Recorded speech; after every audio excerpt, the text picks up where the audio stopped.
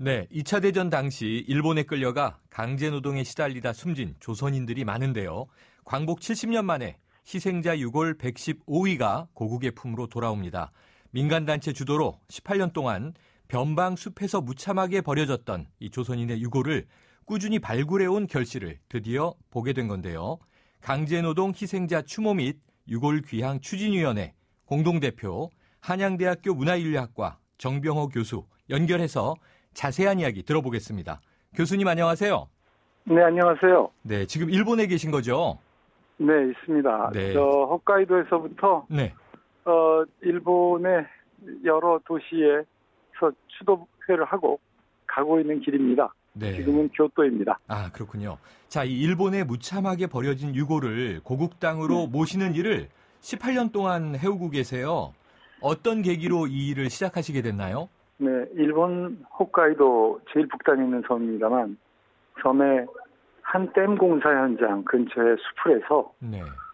많은 조선 사람들이 댐 공사에 끌려왔다가 희생됐다는 사실을 알게 됐습니다. 네. 그분들의 유골을 여러 해 전부터 일본의 양심적인 스님들이 네. 발굴해서 유족을 찾고 계셨습니다. 네. 그 과정에 우연히 알게 돼서 제가 문화인류학 고고학 교수가 된 다음에 네. 우리 학생들과 함께 일본 젊은 학생들과 또 학자들, 종교인들, 한일 양국과 제1동포 학생들까지 다 함께 참여해서 네. 과거의 진실을 함께 규명하는 그런 작업을 하기로 했습니다. 네, 한일에서 여러분들이 참여하고 계셨군요. 자, 무엇보다 여기저기 묻혀진 유골을 우선 찾는 게 쉬운 일이 아닌 것 같은데요. 이 발굴 작업 어떻게 이루어져 왔나요? 네, 그동안 총 7차례 발굴이 있었습니다. 네. 한 곳은 댐 공사 현장이었고요. 다른 곳은 비행장 공사 현장이었습니다. 그리고 몇 곳에서 더 진행이 됐었습니다만 먼저 그 지역 주민들의 제보로 네. 저희가 그 매장된 현장들을 알게 됐고요. 네. 그 현장된 매장 현장에 그 한일 양국의 전문가들이 가서 고고학적인 발굴을 했던 겁니다. 네, 그렇군요. 자, 이 묻혀진 유골들이요. 징용으로 끌려간 한국인 유골이라는 것은 어떻게 확증할 수가 있나요? 네, 거기 그 여러 가지 사망과 관련된 기록들이 있습니다. 네. 그 매장 관련된 기록들이 있고 거기서 본적지들이 나옵니다. 그래서 그 본적지를 통해서 이제 그 이름과 희생자의 수는 알게 됐는데요. 그러나 이제 문제는 그 신원 확인을 위해서 저희가 DNA 샘플 조사도 했습니다만 시간이 너무 지나서 네. 유족과 그 DNA의 그 감정을 그 맞춰볼 수 있는 그런 그 가능성이 상당히 희박해졌습니다. 네. 일단 저희는 모든 DNA 샘플은 띄워놨습니다만 그런 상황이었고요. 다만 그분들이 가혹한 그 노동에 시달리고 그 추위와 굶주림 때문에 많이 돌아가셨는데 네. 돌아가시면서도 인간으로서의 존중을 받지 못했다는 것은 저희가 발굴 과정을 통해서 많이 알게 됐습니다. 네. 얕은 구덩이에 네. 한 3분 정도가 이렇게 그 지형켜서 네. 매장된 그런 사실도 확인할 수 있었고요. 네. 아주 작은 상자 같은 곳에 목뼈가 부러진 채 이렇게 그 우겨 넣어서 네. 이렇게 매장한 그런 흔적도 확인할 수가 있어서 살아서도 가혹한 노동에 시달렸습니다만 네. 돌아가셔서도 인간으로서 존중받지 못한 그런 죽음 때문에 함께 발굴하던 한일 양국의 그 젊은이들도 그 상당한 그 마음에 깊은 그 준엄한 진실 앞에서 함께 눈물 흘리고 했습니다. 네, 그렇군요. 이게 말씀으로만 들어도 안타까운데 현장에서 보시면 오죽하겠나 싶습니다. 그런데요, 이 일본이 강제징용된 조선인들의 위패를 없애버려서 이 정확한 인원수를 파악하기 어려운 실정이라고 들었습니다. 그러면 다른 희생자들의 유골을 찾을 방법들이 남아 있을까요? 뭐 여러 가지 경우가 있습니다만은 네. 저희들의 경우는 저희 현장에서는 매화장 기록이 있습니다. 그 기록 자체에서 네. 특히 그 사인이라든지 하는 부분은 저희가 그대로 믿기 좀 어려운 부분들이 많이 있습니다. 현장에서 그런 같이 중노동에 시달렸던 동료분들이 네.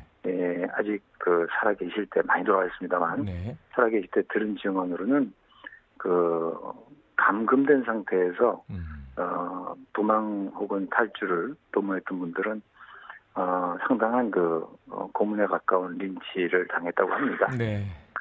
그래서 이제 돌아가신 분들도 있고요. 비행장 공사 현장 같은 데서는 전쟁 말기에 영양실조 상태에서 가혹한 노동에 시달리다 보니까 네. 저항력이 약해져서 전염병이 돌면서 한꺼번에 97분이 돌아가셨습니다. 네. 그런 현장도 있습니다. 자, 그렇다면요, 교수님. 네. 이번 귀향 행사가 지금 일본의 왜곡된 역사관에 어떤 경종을 울릴 수 있다고 생각하세요? 지금 일본 사회는 저희가 18년 전에 네. 발굴할 때만 해도 강제 노동, 강제 연행 사실에 대해서 일본의 언론기관 및 정부에서도 그런 사실은 인정하고 또 그것에 대한 관심도 표명했던 네. 적이 있었습니다. 네. 그동안 점점 더 상황이 나아진 것이 아니라 오히려 요 근래에는 오히려 강제 노동이라는 말에 강제자조차도 일본 언론기관이 안 쓰는 그런 네. 자숙의 분위기로 들어갔습니다. 네. 그래서 저희는 이번에 좀 국제사회에 강제 노동의 문제가 한일 간의 과거사의 문제만이 아니라 인류 차원의 보편적인 인류 차원의 인도주의에 대한 심각한 범죄라는 사실을 네. 확인하고자 했습니다. 그래서 일본 사회의 양심적인 일본인들과 함께 일본 사회에서 이러한 군국주의 체제에 희생이 된 사람이 조선인만이 아니라 오히려 일본인의 피해도 많았다는 사실을 함께 알리면서 네.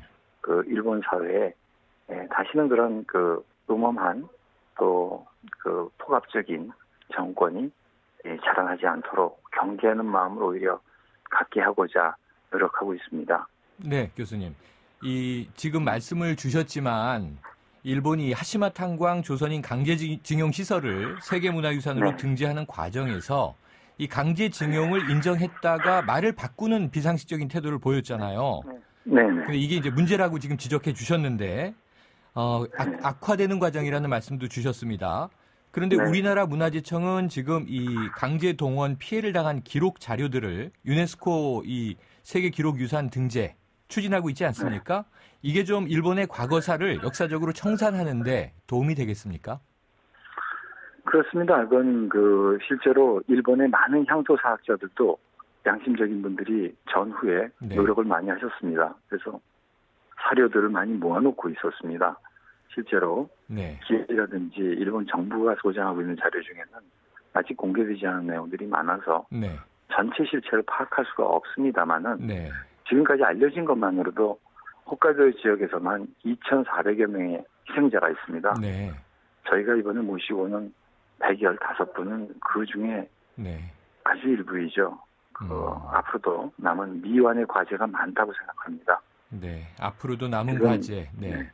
말씀 주세요. 지금 앞으로 저희가 남은 광복 과제. 70년이라고 얘기를 하고 있습니다만 네. 광복 70년이라는 것이 충분한 세월이 흘렀기 때문에 과거의 아픈 상처를 덮고 잊어도 된다는 그런 70년이 아니라 오히려 지금 그 아픔을 기억하는 분들이 사라져가는 지금 보다 객관적인 증거를 많이 축적해서 다시는 그런 일이 재발하지 않도록 다음 세대에 경종을 울려나가는 그런 노력들이 더욱 필요한 그런 70년이 되겠습니다. 네. 교수님, 오늘 말씀 감사합니다. 네, 감사합니다. 네. 네, 지금까지 강제노동 희생자 추모 및 유골 귀향 추진위원회 공동대표 한양대학교 문화인류학과 정병호 교수였는데요. 일본 교토 현지에서 전화 인터뷰를 연결했기 때문에 상태가 고르지 못했던 점 청취자 여러분의 양해 부탁드립니다.